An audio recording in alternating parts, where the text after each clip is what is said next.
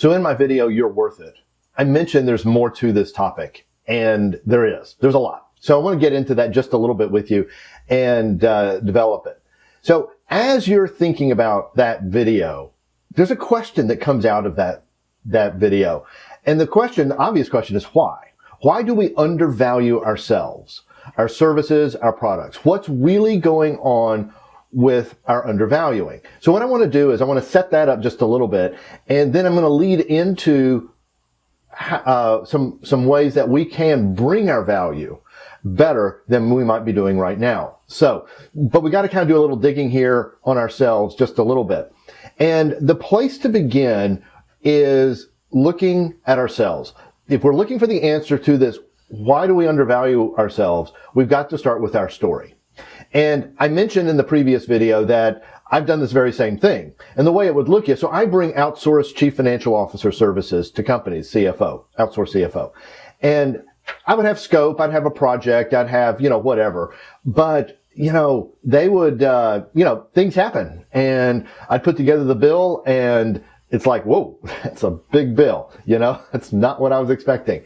But I had done the work, and actually I wasn't billing by the hour necessarily, but I was like bringing great return. And oftentimes if, I'm producing many times more value for the customer than what I was actually billing them. So, and they were pleased, okay? This is all very, very positive situation. And yet I caught myself over and over again, I'm just not going to present that full amount until one day, it was probably just one day. It was probably multiple days or multiple interactions with a friend who I shared a lot of this with, and he challenged me on that whole concept. And he said, well, George, if you don't tell them what you did, then how are they going to be able to value it? And I go, no, I tell them everything I did. They know everything I did. I just don't charge them for everything I did. He goes, well, then how are they going to know how to value you? They're going to put you at whatever value you say to put yourself at.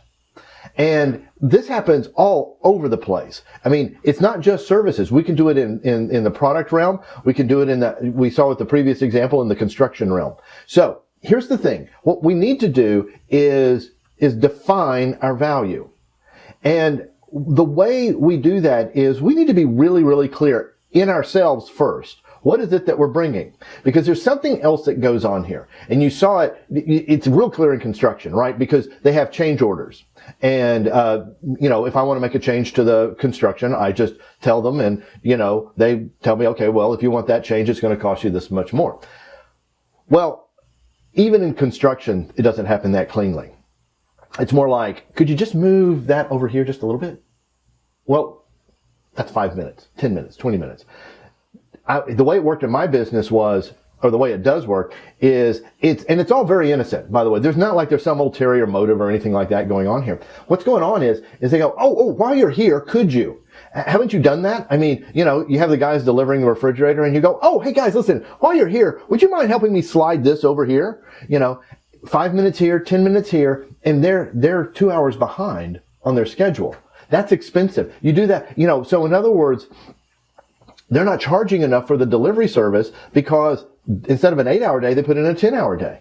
Instead of a, 1 week, I did 2 weeks, of work.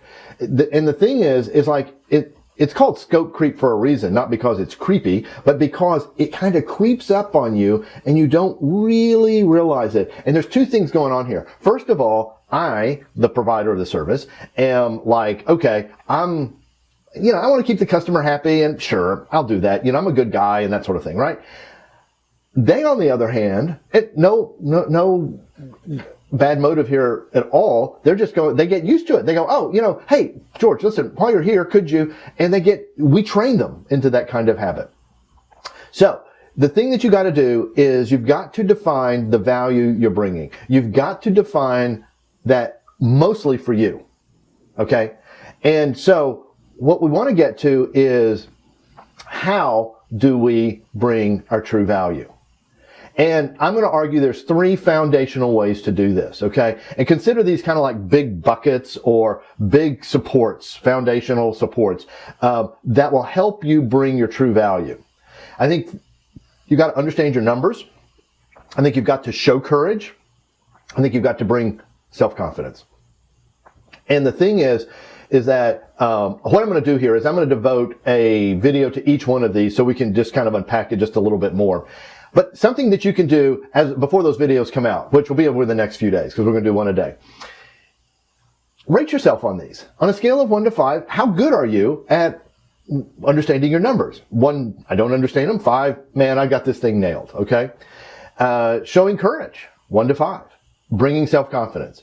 And so these are foundational, and we'll go from there. What I'd like to ask you to do is stay tuned and subscribe to the channel so that you can keep up with these videos as they come out and you won't miss any of them. All right. We'll talk about understanding your numbers next.